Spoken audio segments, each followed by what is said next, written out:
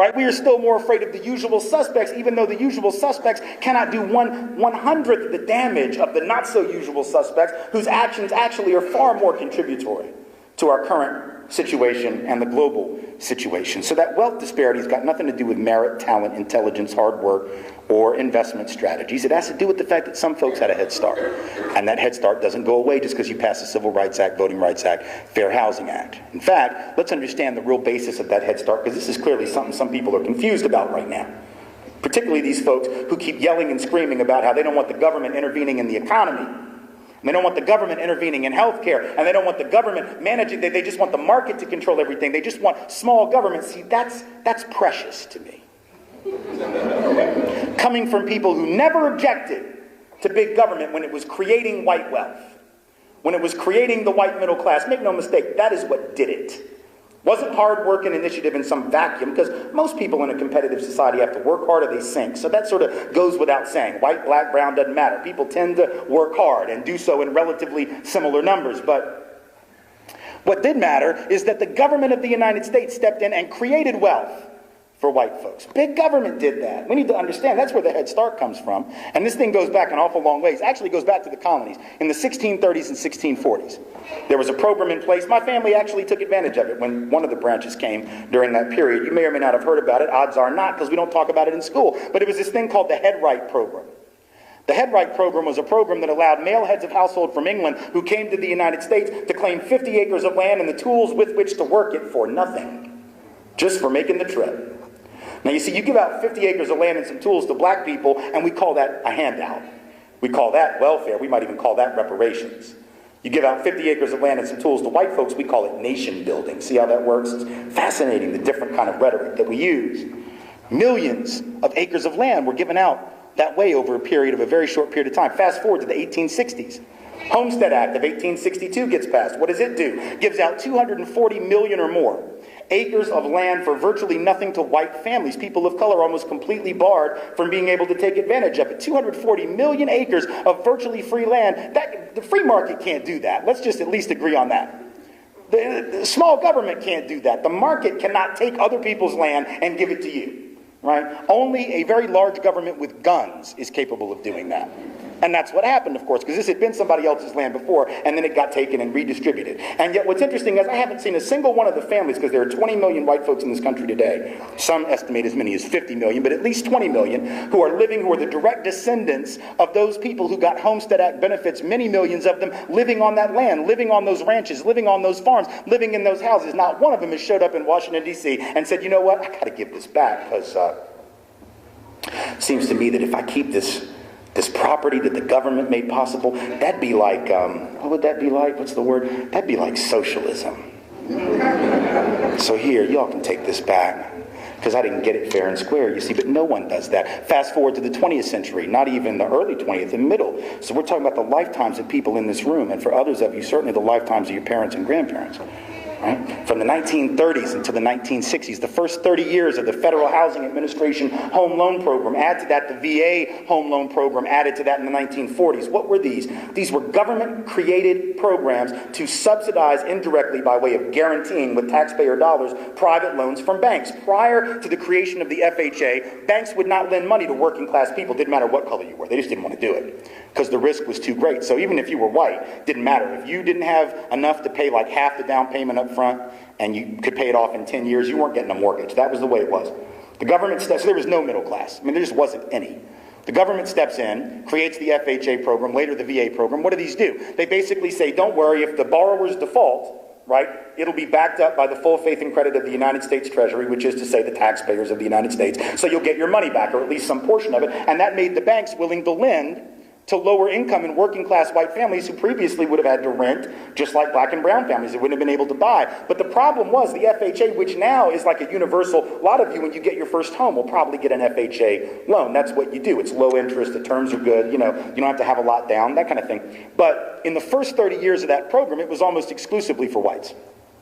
Because the underwriting criteria that the banks were using that was actually given to them by a quasi-public institution, right, known as the Home Ownership Lending Corporation, which was created during this period. The underwriting criteria that they used basically made it impossible for people of color to get these loans, even though they were guaranteed with taxpayer money, including the money of black and brown taxpayers. But the way the criteria was written, 98% of all the loans went to white families. By 1960, 40% of all white family mortgages were being written under this one preferential policy. Government policy, $120 billion worth of housing equity loaned from the early 1940s, late 30s until the early 1960s, at a time when people of color couldn't get in on that. $120 billion head start. And again, if you do that for people of color, that's affirmative action, that's racial preference, that's welfare, that's a handout. You do it for white folks, it's good macroeconomic policy. Right? And of course, it was good macroeconomic policy. It would have been even better had it been extended to people of color, because you'd have had an even bigger economic stimulus, but they weren't thinking in those terms. So you have the FHA, the VA program, even black and brown veterans excluded from the loans that were available under the VA program. You have the GI Bill, which in theory was available to all returning veterans after World War II in Korea, but in practice, the disproportionate benefits went to white veterans, because if you were a veteran of color, the employers, because theoretically what the GI Bill did, said you could get training, to have a job, you could go to college, you get these opportunities, but the employers still had the right of refusal. They still had the right to not hire you, to discriminate against you on the basis of race. Their property rights as owners were given precedence over the right of those returning GIs to have jobs. You couldn't just go to any college if they didn't want to admit you, so people of color were still excluded even after they had served the country in the military. So you had all of these programs, Homestead Act, VA, FHA, GI Bill, go all the way back to the head right system, all these things pumping literally hundreds of billions, one might say trillions of dollars worth of wealth into white folks' hands before people of color even got to the starting gate of wealth accumulation by the time the Fair Housing Act came around. And if you know anything about the Fair Housing Act, which wasn't even passed until 1968, you know that for the first 20 years, neither Democrats or Republicans thought it was important to put enforcement mechanisms in. So there weren't even any enforcement mechanisms until 88, right? I mean, so 20 years, it's on the books, but it doesn't mean anything. And even now, we know that there's evidence of discrimination. I'll speak to that in a second. But the point here being, that's why I find it so interesting when those folks in the Tea Parties and all this stuff that are angry about healthcare talk about they want their country back the way it used to be when government was small. What date was that? Because government was never small for white people. Never was it small. Taxes were not lower back in the day. How taxes were, top tax rate in 1958 was 91%. Right? It's less than half that now. Whether you think it should be even lower, let's not pretend that we want to go back to the way it was when taxes were low. Taxes were higher, government was just as big, and white folks didn't mind it when we were the only ones getting benefits. It was only when people of color started to gain access to other programs, which aren't even as generous as the ones we had access to, that all of a sudden we discovered our inner libertarian. Right? All of a sudden, we discovered our inner love of the free market. We didn't care about that before, right? When the New Deal was passed, people of color were excluded from almost all the programs. Social Security, for the first 20 years, basically excluded 8 out of 10 black folk because it said you couldn't get in on Social Security if you were an agricultural laborer or a domestic worker, which was like 3/4, 80% of all black folks in the country. And that was done at the behest of Southern Democrats who made FDR work that into the New Deal legislation in order for them to vote for it. They just want to make sure black folks couldn't get in on the government programs. They didn't mind government programs. They just didn't want people of color getting in on it, right? So that's the history of how wealth was created and not. That's the legacy that we have inherited. But of course, if it were just about the past, maybe we could just teach that in a history class and be done. If it was just, even the legacy part, we could say, yeah, you're right, but gosh, I mean, at least now we're over it. At least now we've moved on. So yeah, we got to deal with all that residue, but at least now we don't have anything contributing more to inequality. New stuff, but of course we do. None of what I just said, for example, changed on the 5th of November of 2008, the day after the presidential election. Right? None of it changed on the 21st of January 2009 just because a man of color was elected president. Yet a lot of people think that's true. The Wall Street Journal, the day after the election, said we're a post-racial nation and Obama should let everybody know that. Of course, the Wall Street Journal has never thought we had a race problem in this country. Never once did they editorialize about it, even when it was blatant. So you can take whatever they say with a grain of salt on pretty much any subject, right? But they also thought derivatives were great and would work out just fine. So I wouldn't really count on them for much, right? But it wasn't just conservatives. That's easy, right? There was also some liberal folks. It was Richard Cohen, a nominally liberal columnist with the Washington Post. Frank Rich, a nominally liberal columnist with the New York Times, both of which wrote similar articles in the week leading up to the election, or Cohen on the day of the election, but the votes hadn't even been counted yet. See, I've learned You know, you don't assume you know who won the presidency for like 3 months. If you're smart, you have to stick around and wait because you just never know how things are going to shake out. But Richard Cohen was so confident on the day of the election that he said, "We have overcome." Right? Fascinating. You actually jack civil rights language, right? And we have, like as if that was part of the civil rights agenda, getting a black president. That wasn't even on the top 100 things that the movement was fighting for. It wasn't even in the rear view mirror of that. I mean, it wasn't even on the agenda. But a lot of people seem to think that the election of a man of color as president somehow suggests that we're post-racial. Before we get into the specifics of why this is so crazy and so flawed, I just want you to think about it logically for a minute. You know, that is important, and I'm going to give you some that I think demonstrate the fallacy of it. But let's just think about it logically. Why would we think that individual accomplishment, even at that level, signifies larger systemic change? Because that's what people say. How can we be a racist country anymore if a man of color can be elected president? I don't know. How did Benazir Bhutto win in Pakistan? Is it because sexism is dead? Right? A woman, she won not once but twice, 88 and 91. Now, she tried to come back into politics and they killed her. That's how much they loved her. Right? Assassinated as she tries to return to the political field, but elected twice as a female. If I were to say that Pakistan no longer had an issue with sexism, that patriarchal oppression had been, you know, just eliminated in Pakistan. And this I know because Benazir Bhutto, a female, was head of state over 20 years ago, as a matter of fact. Most people, I think, would hear that and go, come on. Like, we know that girls and women in Pakistan don't have fully equal opportunity. Same thing in India, Israel, Great Britain. They've all had female heads of state. But I don't think that anyone is going to say about any of those places that girls and women in those places are not discriminated against anymore. And yet, really, that is what we're being asked to accept in the case of our own country with regard to the subject of race. That somehow individual accomplishment says there's no longer a problem. By which logic, we should say also there was no racism in 1911 in this country. Or at least none that really was a barrier to black people. And this we know because that was the year that Madam C.J. Walker became a millionaire. The first African-American and first female millionaire in this country's history, right? She became a millionaire, for those who know the story, manufacturing and marketing, distributing, developing beauty products for black women. Cosmetics, at a time when white-dominated cosmetics firms didn't see the need to do this or even care about the black market. So Madam C.J. Walker moves into this opening, right, and she creates this business, and she becomes a millionaire. Fantastic. But would anyone have said, well, Madam C.J. Walker can make it, so what the hell's wrong with all the rest of you black people? In 1911. I mean, I guess somebody could have said that, but surely we would understand how silly that was. Right? Surely we would understand that individual accomplishment, even at a level like that, doesn't necessarily tell you anything about larger systemic change. So what's the evidence? Well, the evidence is, and this is from the Labor Department just last December, that black college graduates, just to give you an idea of the ongoing disparity, and then we'll talk about the causes for that black college graduates, twice as likely to be unemployed as white college graduates. Latino college graduates, 2/3 more likely to be unemployed than white college graduates. Asian Pacific American college graduates, 15% more likely to be out of work than their white counterparts. And when people of color are out of work, they also, regardless of their educational accomplishment, are out of work for longer periods. Whether you're Asian American or African American, for example, on average 7 to 9 additional weeks out of work relative to white folks. So that's important for a couple reasons. One, it indicates that even when people of color have got similar educational qualifications, they are not having the same outcomes and the same ultimate opportunities. It also goes a long way toward debunking this notion of reverse discrimination and unfair preference for people of color. Because if that were a real problem, they'd be snapping up all these folks of color. Oh my God, a black person with a college degree, gotta hire them. Latino with a college degree, gotta hire them. Asian with a college degree, gotta hire them. This and lack of opportunity for white people. But of course, that's not what's going on. We know a study from a few years ago confirmed that. MIT and the University of Chicago.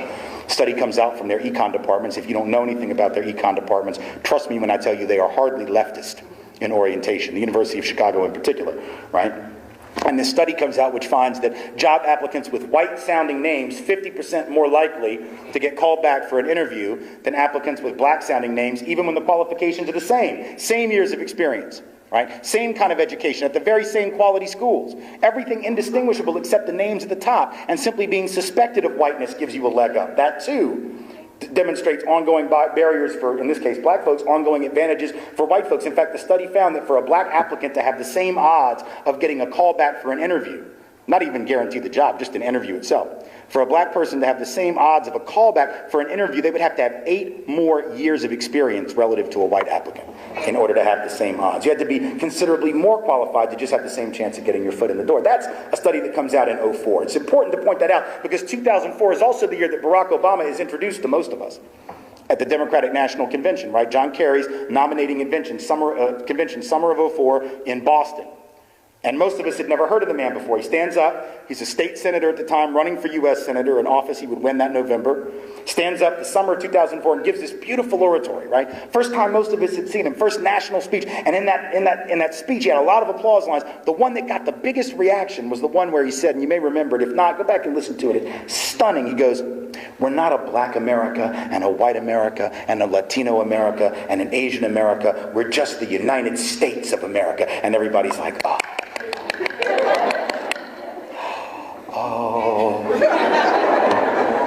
Because it was lovely, man. It was beautiful. It was poetic. It was prosaic. It was inspiring. It was absolutely and utterly inaccurate. And Barack Obama, smart enough to know that it was. I don't have any doubt that he knew, even as he said it, that he was saying something that was intellectually completely devoid of all substance. But it was a great applause line. It made everybody feel good. He said that the same summer that this MIT and University of Chicago study came out about the white names and the black names, which tells us what? That we're not united at all. That our opportunities are not equal at all. The same summer, a Justice Department report comes out that says that black and Latino males 2 to 3 times more likely than white males to be stopped and searched for drugs by cops, even though white males are 4 times more likely to have the drugs on us on the occasions when we are searched. So we're half as likely, maybe 1/3 as likely, to be searched, but we're 4 times more likely to be guilty on the occasions when we are. That is heavy information. And it certainly suggests we're not a united nation. It suggests that, in fact, we are profoundly that's not even a word, disunified. I'm reverting back to old presidential ways, but it's making up words. But that's the beauty of whiteness. See, I can do that. Right? I can say disunified, and tomorrow it'll be in somebody's dictionary. Right? Because as a white person, I can just make up language, and folks will go, "That's okay. It's okay." Black person says disunified, folks are going to be like, "That's not a word," or whatever word I want to make up, right? That's just the beauty of privilege. That's a little side note. But in any event, right? In any event, unity is not something that you have just because you say it. It's not an act of wish fulfillment. It's not like that movie with Kevin Costner, right, where he builds the baseball stadium in the back of his yard, and all those old dead white dudes come back to play. Right? And he's like, "If you build it, they will come." And it's like magic, right? That's not how justice happens. That's not how equity happens. It's not how unity happens. You don't just say it and then it emerges. You have to actually work at it. And we haven't finished that work. That's what the evidence says. 2 to 4 million, depending on which number you believe. But let's just take the bottom one, the most conservative estimate. 2 million cases of race-based housing discrimination against people of color every year. Folks being given mortgages at higher interest rates than they would be if they were white, with the same collateral, same credit record, same occupational status, income, etc. This ends up depriving hundreds of thousands of black and brown folks every single year, if not millions, really it would be millions, of black folks every year. Equity that they would otherwise amass. If you think about a point and a half, 2 points on a loan, which is oftentimes what people of color are being charged above what they would if they were white, right, in terms of their interest rate, over a 30-year loan period, that's a couple $100,000 in additional payments to the bank. That's a couple $100,000 less equity that you're able to develop. Think about the effect of that, not just on those families, which is obvious, right, for them to have less wealth, but it's also an effect on the overall economy, because that's less money that what do people do with their housing equity? Right? Housing equity is really the number one way that most of our parents pay for our college. Right? In addition to whatever financial aid we're able to get, debt we're willing to go into, scholarships we're lucky enough to get, the number one way that parents pay for their kids' education is to dip in to their housing equity. The way that we start businesses is often by dipping in to our housing equity. So if you've got millions of families and households of color around the country with, collectively tens of billions of dollars in less equity, because they've been treated differentially in the housing market, that's money they can't use to pay for their kids' education. That's money that they can't use to start their own business, which would help stimulate the economy of whatever neighborhood and community they're living in. Really, the whole economy, the whole national economy. So we're talking about an economic effect, what economists call a multiplier effect, that goes well beyond just the community that's being ripped off, if you will, and given less opportunity. This is stuff we need to think about, and not just people of color. It's obvious why people of color have to, because your lives and opportunities are at stake. But I want to make sure everybody in the room that's white also understand that this matters, or should matter to you. Because the truth of the matter is, whether or not you think it's about you, maybe it's not right now. A lot of folks didn't think the subprime mortgage thing was a problem either for them when it was only black and brown folks being hit by it. And then it spread. Didn't think double-digit unemployment for black and brown folks was a national crisis when that was happening 20 years ago, and 30 years ago, and 10 years ago, even when the economy was good. And now that white folks are looking at double-digit unemployment, it's like the sky is falling, the world is ending. But for some people, that's not new, right? For some people, that's been a normal condition. So we need to pay attention, because you never know when the stuff that's hitting this group over here today is going to come back and hit you.